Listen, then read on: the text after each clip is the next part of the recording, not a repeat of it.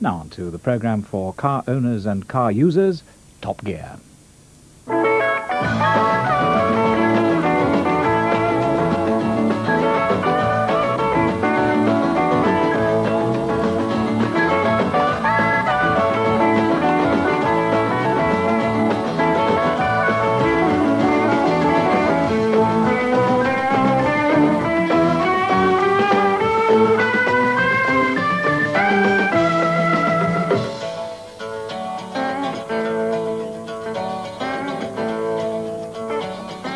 Hello and a very good Tuesday evening to you. Welcome once again to another edition of Top Gear.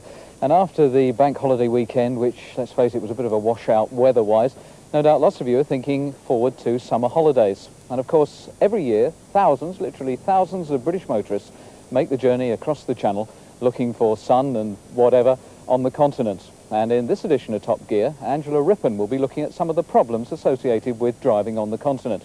From Radio 1, my friend and colleague Dave Lee Travis will be around telling us all about his dragster, The Needle. And we have Top Gear's very own economy run, and looking at that will be Barry Gill. But right now, here's Judith Jackson. One of the best ways to get away from the hurly-burly of noisy city life is to set off for the countryside at the weekend. There you can wander about, breathing in the fresh air, revelling in the sounds of a whole new environment. Or you can come drag racing and experience an entirely different range of smells and noises here at Santa Pod Raceway.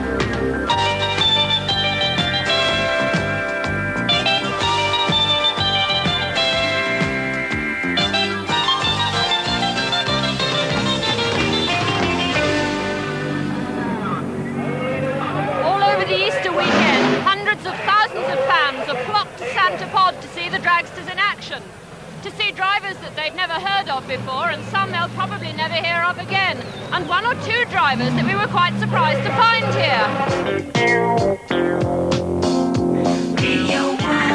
The best way to start your day, the breakfast show. Dave Lee Travis, Radio 1.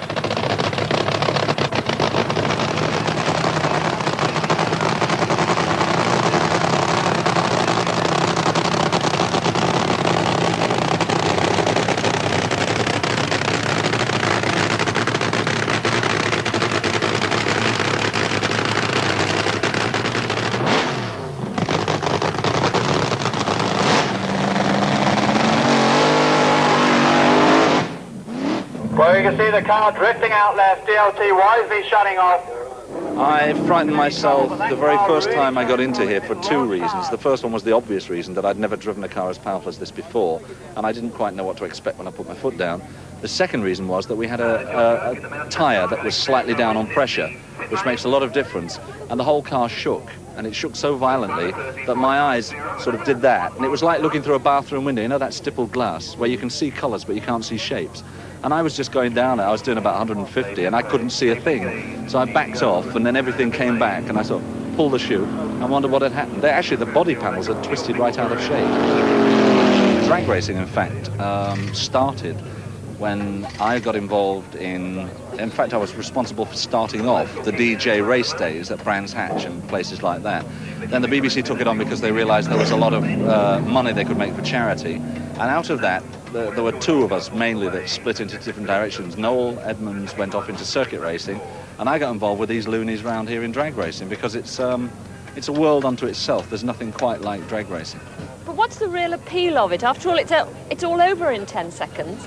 Yes. Well, a lot of people say that first of all, their usual first reaction is, well, there's nothing to it because all you do is put your foot down on the floor and keep it there until you go through the gantry. The first thing is that you have got to keep the car straight. When we're talking about pro-fuel dragsters, which are the fastest vehicles in Great Britain, if not the world, actually, at the moment, they're far faster than Formula One cars. You're talking of speeds of 100 miles an hour from a standing start in something just over 1 second. And that sort of G-force that you get when you take off from the line is unlike anything else, and it defies description. Because everything, as I'm sitting there trundling away. The moment I hit the loud pedal, everything just shakes. The crowd disappear from view, and you're just rocketing towards the far end, hoping you've got everything right inside 7 seconds. So that's the excitement of it. The Needle's an amazing-looking machine. It's beautifully turned out. Can you tell us a bit about it? Well, it runs on a mixture of nitromethane and methanol, which is literally rocket fuel. And depending on the mixture that you give, you can up the combustion of the car. So apart from what you can do mechanically to the car, you can actually change the mixture of fuel and give it that little more bite. So you've got to be very careful, though, because you're constantly racing on the edge of a precipice. If you just go that little bit too far, you can blow the car up. Now, today, for example, you've had 2 runs, one of 10 seconds, one of 7 seconds. It's not much. How much chance do you get to race a car like this during a season? Well, while I'm at the race meeting here at Centre Pod, it's purely a matter of mixing with everybody and seeing what their problems are, seeing whether you can help them out. Not that I'm that mechanically brilliant, but I have a great team around me here. And it's the excitement of watching everybody else getting ready and seeing somebody blow a motor up and then literally rebuild it, take it apart, rebuild it inside half an hour or something. It's crazy. Only mad lunatics like this can do it. So I get a couple of runs in per day. As far as how many times during the season, obviously weekends with me doing the breakfast show is the only time I can actually work to earn money.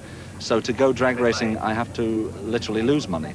But that's the sort of bite that drag racing takes on you. So I put aside, say, 3 or 4, maybe 5 meetings a year when I come down here and let myself loose in this beast. And I love it, every minute of it. But once I get out on the strip and you've got the throb of the 8 litres behind you and nitromethane bursting out of the headers, there's no way of saying, well, this is going to be fun. You sit there and you've got to race seriously.